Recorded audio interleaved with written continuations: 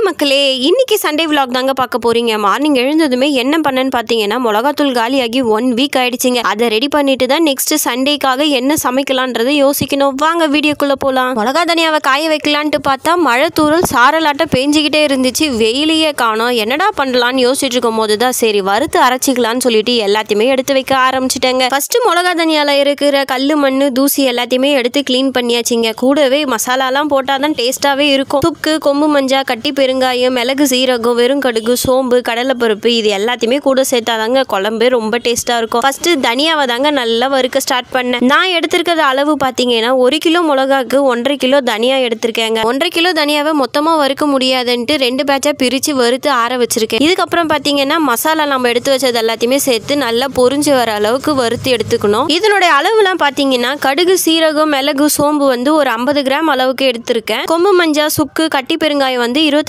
Gram சேர்த்திருக்கேங்க. இந்த மசாலாலாம் கூட எக்ஸ்ட்ரா சேர்த்து செஞ்சோம்னா குழம்பு டேஸ்டா வரும்ன்றதுனால தான் இதெல்லாம் போட்டிருக்கேன். இதுவும் நல்லா வறுபட்டதுக்கு அப்புறமா எடுத்து ஆற வச்சாச்சு. இது கூடவே கொஞ்சமா சாப்பாடு அரிசியை 1/4 டம்ளர் அளவுக்கும் கம்மியா போட்டு அதையும் நல்லா பொரிஞ்சு வர அளவுக்கு எடுத்து போட்டாச்சு. ஏன் இந்த அரிசி போடுறோம்னா குழம்பு தூள் நல்லா டேஸ்டா இருக்கிறதுக்காக தான், கொஞ்சம் திக்னஸ் ஆகவும் கொடுக்கும். இது நல்லா ஆறட்டும். இப்போ லாஸ்ட் மிளகா தாங்க. மிளகாவே 2 பேட்சா பிரிச்சு நல்லா வறுத்து எடுத்து வச்சாச்சுங்க. இதை வறுக்கிறதுக்குள்ள போதும் ஆயிடுச்சு. வீடு ஃபுல்லா புகை கிளம்பி போயிருக்கு. சுத்தமா வீட்டுக்குள்ள இருக்கவே முடியல. தொண்டெல்லாம் கட்டி போய் ஒரு மாதிரி இருமல், வறட்டு இருமல் மாதிரி அதிகமாயிடுச்சு. இதெல்லாம் வறுத்து முடிச்சாச்சு. ஃபைனலா ஏதோ ஒன்று மிஸ் பண்ணிட்டோமேன்னு யோசிச்சுட்டு இருக்கும் போது தான் கருவேப்பிலையை மறந்துட்டோமேன்னு சொல்லிட்டு கொஞ்சமா கருவேப்பிலையும் சேர்த்து நல்லா வறுத்ததுக்கு அப்புறமா எடுத்து அதையும் ஆற வச்சாச்சுங்க. ஃபைனலா இது எல்லாமே நல்லா ஆறுனதுக்கு அப்புறமா தான் மிஷின்ல எடுத்துட்டு போய் கொடுக்கணும். ஏன்னா அப்படியே எடுத்துட்டு போய் கொடுத்தோம்னா மிஷின்கார அவரும் வெயிட் பண்ணி அதுக்கப்புறமா தான் அரைக்கவே ஆரம்பிப்பாரு. அப்புறம் சொல்ல மறந்துட்டேங்க, இதெல்லாம் பண்ணது நான் இல்லை, என்னோட மாமியாருங்க. அவங்க தான் எல்லாமே கரெக்டா பண்ணுவாங்கன்றதுனால நான் வாங்கிட்டு மட்டும் வந்து கொடுத்துருவேன். அவங்களே எல்லாம் கரெக்டாக பண்ணி கொடுத்துருவாங்க. நான் மிஷினில் எடுத்துகிட்டு போய் அரைச்சி எடுத்துகிட்டு வந்து கொடுத்துருவாங்க. இதாங்க என்னோட வேலை. ஆனால் ஓரளவுக்கு தெரியும் மசாலாலாம் எந்த அளவுக்கு போடணும், எப்படி பண்ணணும் அப்படின்ட்டு. மிளகா தனியாலாம் லைட்டாக தான் சூடாக இருக்குது, அப்படியே மிஷினில் எடுத்துகிட்டு போய் கொடுங்க, அவர் கொஞ்ச நேரம் கழிச்சு தான் அரைப்பாங்கன்னு சொல்லிட்டாங்க.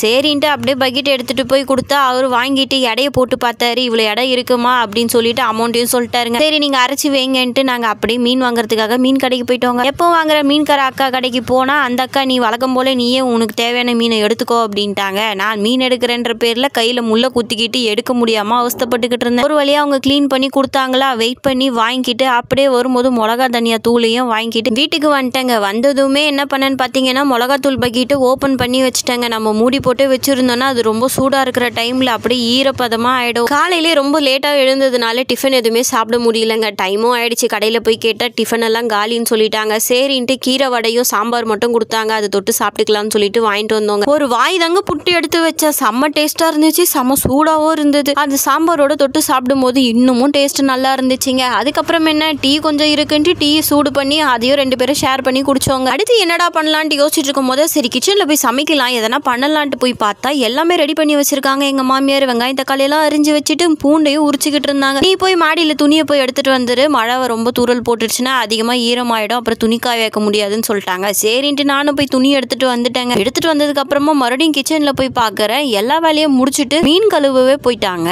நான் மீனையாச்சும் கிளீன் பண்ணி தரேங்க கொடுங்க அப்படின்னா இல்ல நானே கழுவிக்கிறேன் அப்படின்னு சொல்லிட்டு மீனெல்லாம் பக்காவா கிளீன் பண்ணி எடுத்து வச்சுட்டாங்க. நான் என்னென்ன மீன் வாங்கினேன்னு பார்த்தீங்கன்னா சங்கரா மீனும் ஷீலா மீன்ல குட்டி மீன் வாங்கியிருந்தேங்க. ஒரு வாட்டி ஷீலா மீனை பெரிய மீனா வாங்கிட்டு வந்தோங்க. அதை வறுத்து சாப்பிட்டு பாருடி சூப்பரா இருக்கும் அப்படின்னு சொல்லிட்டு மீன்கார அக்காவும் சொன்னாங்களா. சரின்ட்டு அதை வாங்கி சாப்பிட்டோம். அன்னில இருந்து அந்த மீனோட டேஸ்ட் எங்களுக்கு ரொம்பவே பிடிச்சி போச்சுங்க. எப்பவுமே சங்கரா மீனும் கவலை மீன் இல்ல மத்தி மீன் தான் வாங்கி சாப்பிடுவோம். ஒரு மாற்றத்துக்கு நம்ம ஷீலா மீனும் வாங்கி சாப்பிடுவோன்ட்டு சாப்பிட்டதுல இருந்து எங்களுக்கு அதோட டேஸ்ட் ரொம்பவே பிடிச்சி போச்சுங்க. உங்களுக்கு என்ன மீன் ரொம்ப பிடிக்கும்ட்டு மறக்காம கமெண்ட் பண்ணுங்க ஃப்ரெண்ட். நெக்ஸ்ட் என்ன பண்ணாங்கன்னு பாத்தீங்கன்னா கிளீன் பண்ண மீன் எல்லாம் மசாலாலாம் தடவி ஒரு 5 நிமிஷம் ஊற வச்சுட்டாங்க. மீன்ல மசாலாலாம் தடவி ஊர்னதெல்லாம் போதும், சீக்கிரமா எனக்கு மீனை பொரிச்சு சாப்பாடை போடுங்கன்ட்டு போய் எங்க வீட்டுக்காரர் போய் சொன்னதுமே அவங்க உடனே சட்டியில எண்ணெயை ஊத்தி எண்ணெய் நல்லா சூடானதுக்கு அப்புறமா மீனை போட்டாங்க பாருங்க. மீன் வாசனை செம்மையா இருந்துச்சுங்க. மீனெல்லாம் நல்லா பொரிச்சு எடுத்ததுக்கு அப்புறமா அந்த எண்ணெயிலே என்னடா பண்றதுன்னு யோசிக்காதீங்க. எங்க மாமியார் எப்பவுமே அந்த எண்ணெயிலேயே மீன் குழம்பு வச்சிருவாங்க. நம்மளுக்கு வேலையும் மிச்சமாவும் அந்த எண்ணெயை தூக்கி ஊத்தணுமேன்ற வருத்தமாவும் இருக்கும். எதுக்கு நம்ம அதை வருத்தப்படணும், அந்த எண்ணெயிலேயே மீன் குழம்பு வச்சு முடிச்சிருங்க, ரொம்பவே டேஸ்டா இருக்குங்க.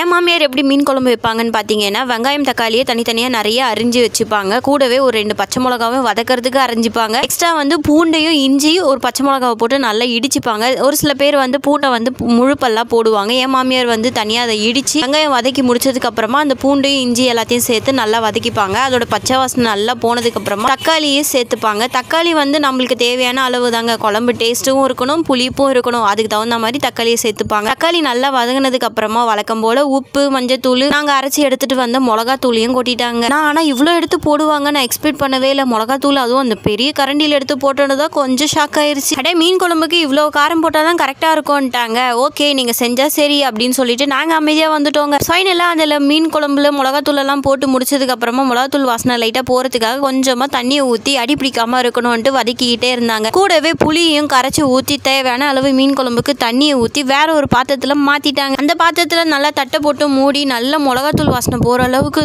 குழம்பு நல்லா கொதிச்சு வந்ததுக்கு அப்புறமா தட்டை ஓப்பன் பண்ணி பார்த்தா நல்லா தலை கொதிச்சுக்கிட்டு இருந்துச்சுங்க. அதில் கருவேப்பிலை கொத்தமல்லி எடுத்து போட்டுட்டாங்க. என்னடா இவங்க மீனை போட்டதுக்கு அப்புறமா தான் கருவேப்பிலை கொத்தமல்லியை போடுவாங்கன்ட்டு நானும் பார்த்தா அவங்க சொன்னாங்க இல்லை கருவேப்பிலை இப்போ போட்டால் தான் அதோட வாசனை செம்மையாக இருக்கும், குழம்புலையும் இறங்கும் அப்படின்ட்டாங்க. ஃபைனலாக அப்புறம் மீன் எடுத்து போட்டு ஒரு 10 நிமிஷம் கழிச்சு அடுப்பையும் ஆஃப் பண்ணிட்டாங்க. அதுக்கப்புறம் என்ன சாப்பிட வேண்டியது தான். நல்லா சூடாக உட்காந்து சாப்பிட்டா தான் இந்த கிளைமேட்டுக்கு நல்லா இருக்கும்ன்ட்டு நானும் எங்கள் வீட்டுக்காரர் தாங்க ஃபஸ்ட்டு சாப்பிட உட்காந்தோம். சாப்பாடு சூடாக போட்டுட்டு அது மேலே மீன் குழம்பையும் வச்சுட்டு சைடிஷாக அந்த மீன் வறுத்ததையும் வச்சு சாப்பிடும்போது டேஸ்ட்டு செம்மையாக இருந்துச்சுங்க. நீங்கள் உங்கள் வீட்டில் என்ன சமைச்சிங்க, என்ன சண்டே ஸ்பெஷல்ன்ட்டு மறக்காமல் கமெண்ட்டில் சொல்லுங்கள் ஃப்ரெண்ட்ஸ். இந்த வீடியோ பிடிச்சிருந்தா லைக் அண்ட் சப்ஸ்கிரைப் பண்ணிவிட்டு எனக்கு சப்போர்ட் பண்ணுங்கள். அடுத்த வீடியோவில் பார்க்கலாம்.